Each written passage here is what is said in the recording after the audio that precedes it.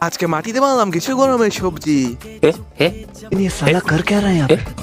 इसका मतलब है